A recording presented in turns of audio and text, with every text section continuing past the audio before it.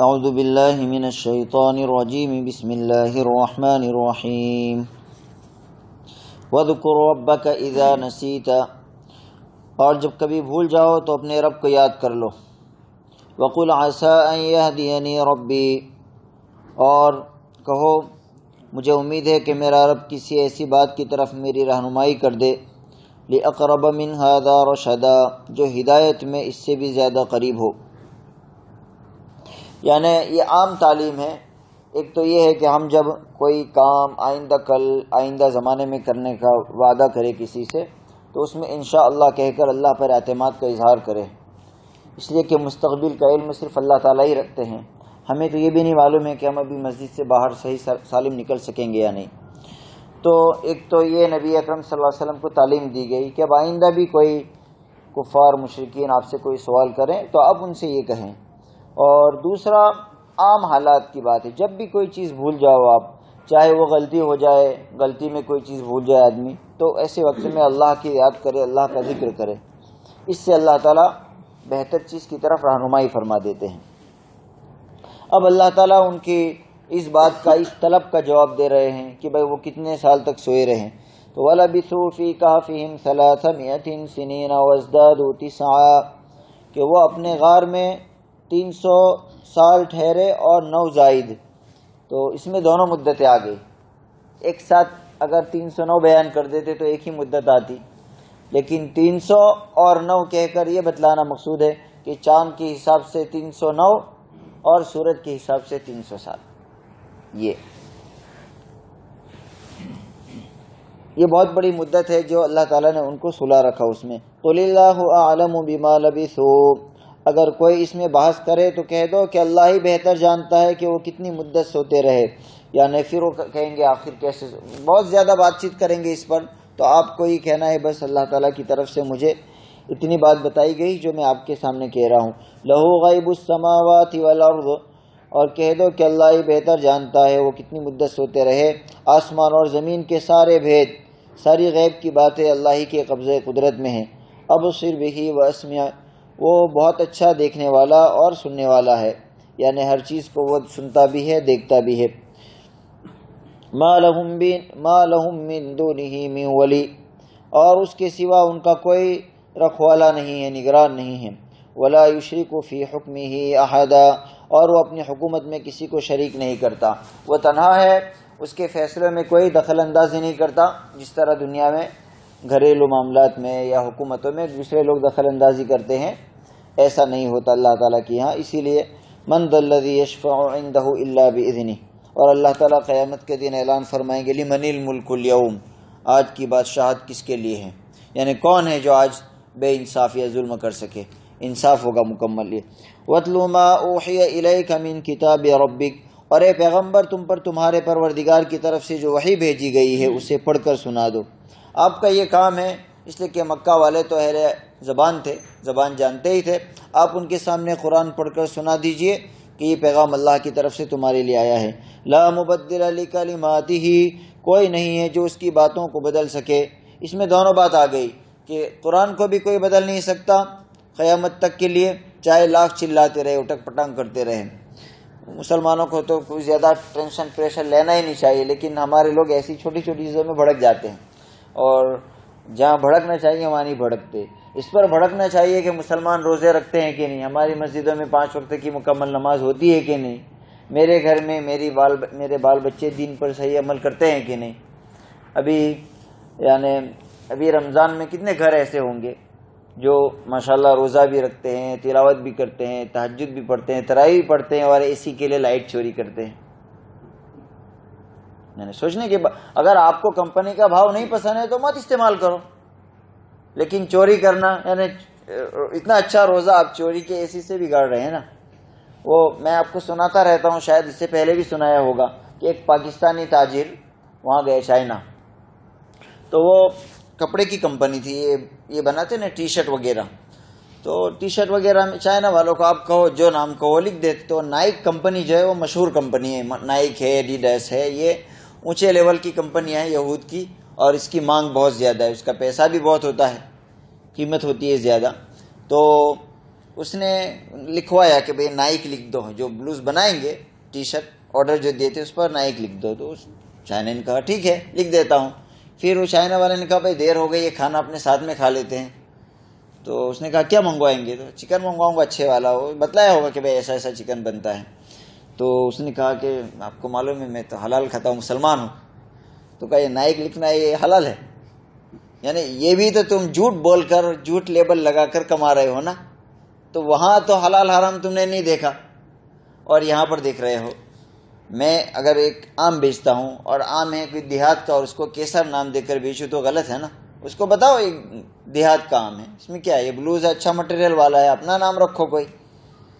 تو یہ بہت بڑے سوچنے کی بات ہے کہ ہم جو ہے وہ نبی کریم صلی اللہ علیہ وسلم لا مبدل لکلمات، اللہ کے کلمات کو، اللہ کی شریعت کو، اللہ کے دین کو کوئی نہیں بدل سکتا. چاہے وہ پوری دنیا ایک جگہ جمع ہو جائے، اللہ تعالیٰ کا وعدہ ہے کہ ہم اس کی حفاظت کریں گے. اس کی وجہ یہ ہے کہ قیامت تک آنے والے آخری انسان تک دین حق پہنچانا ہے اللہ کو.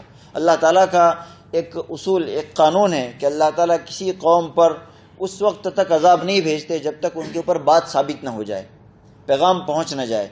پیغام پہنچ جاتا ہے، وہ ہم ایسا سوچتے ہیں کہ نہیں پہنچا، پیغام پہنچ جاتا ہے اور وہ سمجھتے بھی ہے کہ صحیح ہے، لیکن اپنے نفس کی بنا پر یا دادا گیری، تکبر، کبر، جس وجہ سے شیطان نے اللہ تعالیٰ کے سامنے آدم علیہ السلام کو سجدہ کرنے سے انکار کر دیا. یہی صفات انسان میں بھی ہے جو وہ کرتا ہے اپنے لوگوں کے ساتھ. تو کیا ابھی حکومت کو یہ پتہ نہیں ہے کہ اس کے لوگ پریشان ہیں؟ بالکل پتہ ہے. اور ایسا تھوڑا کہ غریب ہو گئے، مال نہیں ہے. ہندوستان کے پاس بہت وسائل ہے حکومت کے پاس، لیکن نہیں کرنا ہے تو نہیں کرنا ہے، یہ ہے. تو یہ کبر ہوتا ہے. تو دوستو ہمیں حلال حرام کی پہچان صرف یہ ہے کہ صرف نماز روزے کے حد تک نہیں. پھر ہم سوچو کہ اسی اے سی سے ہم نے روزے میں راحت لی ہے، اسی اے سی کی راحت کے بعد ہم نماز پڑھنے بھی آئیں گے. اگر یہ سب چیزیں ہماری زندگی میں جاری، چاہے وہ کوئی بھی ہو کمپنی والا، لیکن ہمارے لیے تو جائز نہیں ہے کہ ہم اس کو استعمال کریں. اور اسی طرح ہم یہ کرتے ہیں، مثلا ہم تاجر ہیں تو سامنے والے کو بتائے آپ نے قیمت جو رکھی ہے وہاں پر وہ قیمت اچھے مال کی رکھی ہے نا. اگر آپ مثلا انگور بیچتے ہیں تو آپ نے اچھے صاف ستھرے مال کی یہ قیمت لگائی ہے جو ہے وہاں پر. اب اس کے بعد آپ کیا کریں گے؟ تھوڑے اس کی نظر چکا کر غلط ڈال دیں گے. بھائی پھر آپ نے پیسہ تو اس سے اچھے مال کر لیا ہے، پھر غلط مال کیوں دیتے ہو؟ آپ کا جو مال خراب ہے آپ اس کو بتا کر دو کہ یہ خراب مال ہے، اس کی یہ قیمت ہے، اور یہ اچھے والا ہے، اس کی یہ قیمت ہے. دیکھو روزی دینے والا اللہ تعالیٰ ہے، وہ برکت دے گا. امام ابو حنیفہ رحمۃ اللہ علیہ کپڑوں کے تاجر تھے. تو ایک تھان جو تھا کپڑے کا وہ اوپر سے بالکل ٹھیک تھا لیکن بیچ میں بہت بڑا دھبا تھا اس پر. اب وہ کھول کر رکھ سکے ایسے نہیں تھے، اس لیے کہ وہ تھان ہی اسی طرح کا تھا کہ وہ اوپر سے نہیں دکھتا تھا. تو امام صاحب رحمۃ اللہ علیہ کو نماز کے لیے جانا ہوا. تو جو ان کی نماز کے لیے یا درس دینے کے لیے، تو جو ان کی جگہ پر بیٹھا ہوا تھا اس کو بتا کر گئے کہ دیکھو وہ جو تھان ہے اس تھان کو تم بتا کر دینا جس کو بھی دو کہ بھائی اس میں یہ خرابی ہے، اور اس کی جو قیمت ہو وہ دے دینا. اب جب واپس آئے دوسرے دن تو پوچھا وہ تھان غائب تھا. کہا وہ تھان کا کیا ہوا؟ کہ وہ ہم نے بیچ دیا. آپ نے اس کو کھول کر بتایا تھا؟ کہ بہت رش تھا اور اس میں دھیان نہیں رہا اور آدمی لے کر چلا گیا. تو امام صاحب رحمۃ اللہ علیہ نے اتنے پیسے صدقہ کر دیے، اس لیے کہ وہ آدمی تو تلاش کر نہیں سکتے تھے. تو یہ ہے. ان کے شہر میں ایک مرتبہ یہ علم ہوا، انہیں ایک آدمی مسئلہ پوچھنے کے لیے آیا کہ بھائی محلے میں بکری غائب ہو گئی ہے، بکری کا بچہ اچھا بڑے والا. تو امام صاحب رحمۃ اللہ علیہ نے قصاب کو بلایا اور پوچھا کہ بھائی عام طور پر بکری کتنے سال زندہ رہتی ہے؟ اس نے بتلایا 16-15 سال. تو جس کی بکری چوری ہو گئی تھی اس کو پوچھا کتنے کی تھی بکری تیری؟ وہ بتایا ہوگا 3-4 سال، جتنے بھی ہو 2 سال. تو امام صاحب رحمۃ اللہ علیہ نے اتنے سال تک گوشت نہیں کھایا بکری کا، یا ایسا نہ ہو کہ کہیں وہ بکری کا گوشت آ جائے. تو یہ ان حضرات کا احتیاط تھا حلال اور حرام کے بارے میں. اور ہمارا جو ہے حلال اور حرام جو ہے وہ ظاہری ہے. دوستو بہت فکر کی بات ہے، ہم بہنوں کی وراثت تقسیم نہیں کرتے اور پھر ماشاءاللہ اللہ کے راستے میں بھی نکلتے ہیں، روزے بھی پڑھتے ہیں، نماز بھی، سب کچھ ہوتا ہے. کیسے ایک مومن کو نیند آ سکتی ہے حرام کھا کر، اپنی بہنوں کا حق مار کر، اور پھر چھوڑ کر ہی کیا جانا ہے؟ آج کل تو وبا چل رہی ہے، آپ دیکھ رہے ہیں بیچارے یہ مولانا شاکر صاحب. مجھے بہت افسوس ہوتا ہے، میں کبھی سنتا ہوں، آج انشاءاللہ یاد دلاؤ تفسیر ختم ہو، کہ ابھی فلانے کے والد کا انتقال ہو گیا، اس نے ختم پڑھا لیا. ہاں ایک کے رشتہ دار کا انتقال ہوا ختم پڑھا لیا. ہمارے ہاں ہر چیز میں علماء کو پوچھتے ہیں ایسی چیزیں. ایک تو ختم پڑھانا اجتماعی یہ کوئی سنت نہیں ہے, کئی صحابہ کرام میں یہ ثابت نہیں ہے. آپ اعلان کر سکتے ہیں, کہہ سکتے ہیں کہ بھئی ہمارے فلاں رشتہ دار کا انتقال ہو گیا ہے, اپنی سہولت سے پڑھ کر بخش دو. ایک تو اپنی طرف سے تعین کر لیتے ہیں کہ یاسین ہی پڑھوانا ہے. کسی زمانے میں پورا قرآن ختم کرواتے تھے, اب وہ بھی سستا کر دیا ہے نا, اب صرف یاسین پر آ گئی بات. یہ سب اپنی طرف سے ہے نا, حدیث شریف سے تو نہیں ہے. حدیث شریف آپ ہم سے پوچھتے تو ہم بتاتے 3 مرتبہ سب مسجد والے قل اللہ پڑھ کر فلانے کو بخش دو, پورے قرآن کا ثواب ہے. دیکھو 2 منٹ میں ہو گیا یہ کام. تو ایک تو یہ ہوتا ہے. لیکن بیچارے مولانا شاکر جن کو میں 25 سال سے جانتا ہوں, میرے بچے بھی ان کے پاس مکتب پڑھے ہیں, وہ اللہ کی رضا کی خاطر اپنے وطن کو چھوڑ کر یہاں آئے, ہمارے بچوں کو پڑھاتے رہے گاڑی پر اتنی ساتھ. ابھی ان کا انتقال ہو گیا, ایک آدمی نے ان کے لیے ختم نہیں پڑھوایا ہوگا, اعلان نہیں کیا ہوگا. ہاں ہو سکتا ہے تنہائی میں تو اس نے دعا کی ہوگی. تو یہ دوستو ہمیں ایسے لوگوں کو نہیں بھولنا چاہیے جو ہمارے بچوں کے ایمان کی حفاظت کی خاطر آئے. پتہ نہیں کتنے بچوں نے ان کے پاس مکتب پڑھا اور آج وہ اپنے وطن سے دور غربت میں ان کی وفات ہو گئی. نہ ان کے والدین نہ رشتہ دار قریب ہے, چھوٹے چھوٹے بچوں کو چھوڑ کر چلے گئے, 8 بچے. تو دوستو یہ ہے کہ ہمیں لا مبدل لکلمات, اللہ تعالیٰ کے دین کو کوئی بدل نہیں سکتا. البتہ ہمیں اپنے اندر تبدیلی لانے کی ضرورت ہے. آزمائش بھی جو آتی ہے وہ ہماری کمزوریوں کی بنا پر آتی ہے. ولن تجد من دونہ ملتحدا, اور جس کا اللہ تعالیٰ فرما رہے ہیں کہ اور اسے چھوڑ کر تمہیں ہرگز کوئی پناہ کی جگہ نہیں مل سکتی. اللہ کو چھوڑ کر کہیں پناہ نہیں مل سکتی. اللہ تعالیٰ سورہ رحمان میں فرماتے ہیں, اے انسانوں اور جناتوں کے گروہ, اگر تم یہ کر سکتے ہو ہماری طاقت سے چھوٹ کر کہیں بھاگنا چاہتے ہو تو یہ آسمان و زمین ہمارا ہے, اس کی سرحدوں سے باہر کہیں جا سکتے ہو تو جا کر بتاؤ کہاں جائیں گے. تو یہ فرما رہے اللہ تعالیٰ کہ اللہ تعالیٰ کو چھوڑ کر تمہیں ہرگز کوئی پناہ کی جگہ نہیں مل سکتی. وَاصْبِرْ نَفْسَكَ مَعَ الَّذِينَ يَدْعُونَ رَبَّهُمْ بِالْغَدَاةِ وَالْعَشِيِّ يُرِيدُونَ وَجْهَهُ, اور اپنے آپ کو استقامت سے ان لوگوں کے ساتھ رکھو جو صبح شام اپنے رب کو اس لیے پکارتے ہیں کہ وہ اس کی خوشنودی کے طلبگار ہیں. وَلَا تَعْدُ عَيْنَاكَ عَنْهُمْ, اور تمہاری آنکھیں دنیاوی زندگی کی خوبصورتی کی تلاش میں ایسے لوگوں سے ہٹنے نہ پائے. تُرِيدُ زِينَةَ الْحَيَاةِ الدُّنْيَا, کیا آپ دنیاوی زندگی کی زینت چاہتے ہیں. وَلَا تُطِعْ مَنْ أَغْفَلْنَا قَلْبَهُ عَنْ ذِكْرِنَا وَاتَّبَعَ هَوَاهُ وَكَانَ أَمْرُهُ فُرُطًا, اور کسی ایسے شخص کا کہنا نہ مانو جس کے دل کو ہم نے اپنی یاد سے غافل کر رکھا ہے, اور جو اپنی خواہشات کے پیچھے پڑا ہوا ہے, اور جس کا معاملہ حد سے گزر چکا ہے. نبی اکرم صلی اللہ علیہ وسلم ایک مرتبہ مکہ والوں کے ساتھ بیٹھے ہوئے تھے. اس میں مکہ کے جو بڑے بڑے سردار تھے وہ آئے تھے. ابو جہل ہے, پھر عقبہ بن ابی معیط ہے, ابو البختری ہے, یہ بڑے بڑے عاص بن وائل ہے, یہ سردار قسم کے لوگ بیٹھے ہوئے تھے. نبی اکرم صلی اللہ علیہ وسلم اس کے حریص تھے, آپ کی یہ خواہش تھی کہ یہ لوگ ایمان لے آئے, اس لیے کہ نبی کی نظر میں جو بھیانکتا ہوتی ہے جہنم کی, اللہ تعالیٰ کے عذاب کی, موت کے بعد کی زندگی کی, وہ ہم تو سوچ بھی نہیں سکتے اس کو. یعنی حضرت نبی اکرم صلی اللہ علیہ وسلم فرماتے ہیں کہ اگر تم جان لو وہ جو میں جانتا ہوں کیا ہوتا ہے ان قبروں میں, تو تم ہنسنا کم کر دو گے, رونا کر دو گے, اور اپنی بیویوں کے ساتھ بستروں پر سونا اور اپنی مجالس میں ہنسی خوشی کے ساتھ کھانا بھول جاؤ گے. یہ لو تعلمون ما اعلم لضحکتم قلیلا ولبکیتم کثیرا, نبی کریم صلی اللہ علیہ وسلم ہمیشہ روتے رہو. یہ تو ہمارے سامنے تو کیونکہ منظر کھلا ہوا نہیں ہے اس لیے ہم سوچ نہیں سکتے اس کو.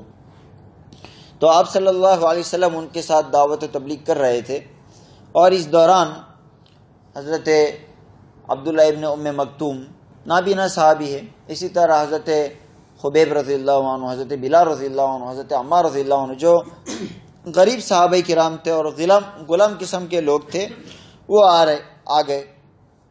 تو نبی کریم صلی اللہ علیہ وسلم نے کچھ دیر کے لیے یہ محسوس کیا, کہا نہیں, دل میں یہ محسوس کیا کہ اگر یہ لوگ تھوڑی دیر ٹھہر جاتے تو بہتر ہوتا, ہو سکتا ہے یہ ایمان قبول کر لیتے.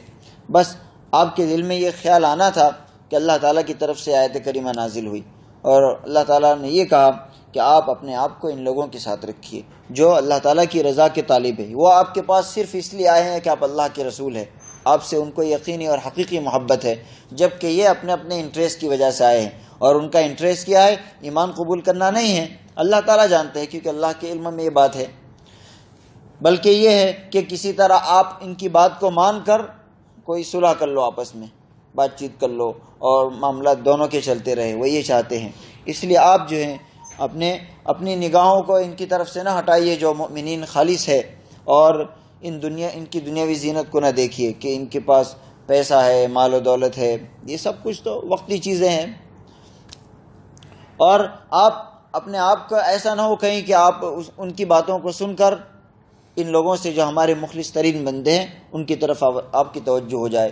یہ نبی اکرم صلی اللہ علیہ وسلم تو جانتے ہی تھے، اصل میں ہمیں کہنا مقصود ہے، ہمارے اس دور کے ہم لوگ خاص کر جو ہمارے دعوت و تبلیغ میں ہم لگے ہوئے ہیں، اللہ تعالیٰ کے دین کی نشر و اشاعت میں لگے ہوئے ہیں، تو حضرت امام مالک رحمۃ اللہ علیہ وہ جب یعنی ہارون رشید کے 2 بچے تھے اس وقت میں، بعد میں کافی بچے ہوئے اس کے، تو ہارون رشید نے امام مالک رحمۃ اللہ علیہ سے درخواست کی کہ میرے بچے شاہی خلیفہ تھا تو عام لوگوں سے مل جل میں ان کو تکلف ہوتا ہے علم حاصل کرنے میں، تو اگر آپ ہمارے یہاں کچھ وقت دے کر آ جایا کرے تو بہتر رہے گا۔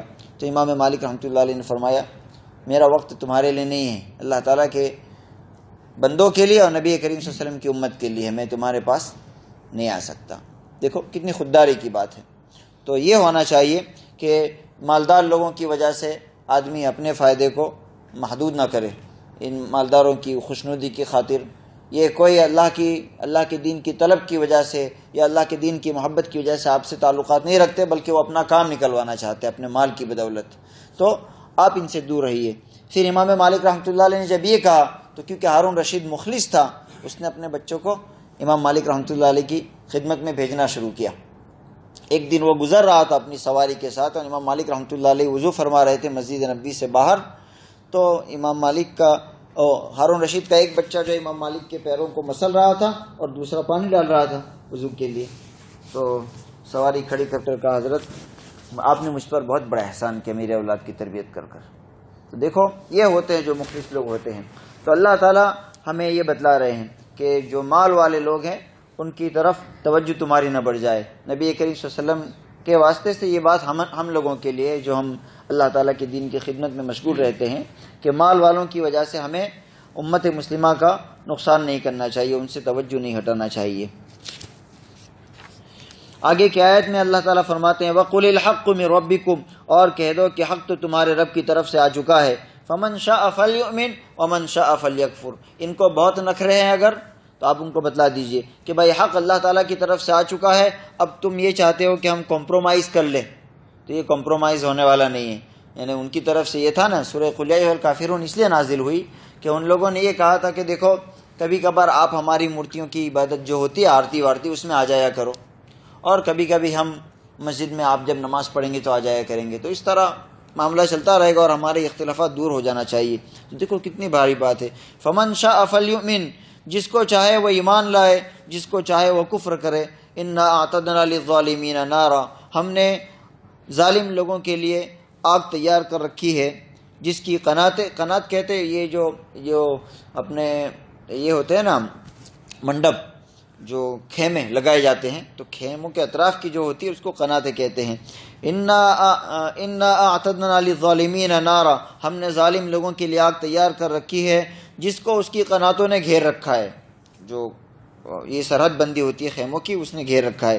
وَإِن يَسْتَغِيثُوا يُغَاثُوا بِمَاءٍ كَالْمُهْلِ يَشْوِي الْوُجُوهَ، اور اگر وہ فریاد کریں گے تو ان کی فریاد کا جواب ایسے پانی سے دیا جائے گا جو تیل کی تلچھٹ جیسا ہوگا، یعنی گرم تیل جو ہوگا اس کے جیسا ہوگا، اور کیا ہو جائے گا، اور چہروں کو بھون کر رکھ دے گا۔ یشوی الوجوہ، ابھی دور سے ہوگا اور چہرے بھون جائیں گے، یہ کہ ابھی قریب جائے گا، نبی کریم صلی اللہ علیہ وسلم فرماتے یہ جو ہونٹ ہے لٹک کر ناف تک آ جائے گا، اتنی سخت اس کی گرمی ہوگی۔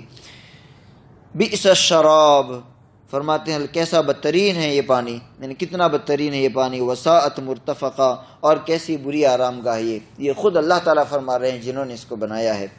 تو دوستو یہ اللہ تعالیٰ کی طرف سے ان لوگوں کے لیے جن پر حق پیش کر دیا جاتا ہے، اس کے بعد یہ اعلان ہے کہ یہ حق ہے، یہ باطل ہے، جس کو چاہے قبول کرے، جس کو چاہے وہ نہ قبول کرے. ہم نے ظالم لوگوں کے لیے جو مشرکین ہیں نافرمان ہیں ان کے لیے عذاب تیار کر رکھا ہے.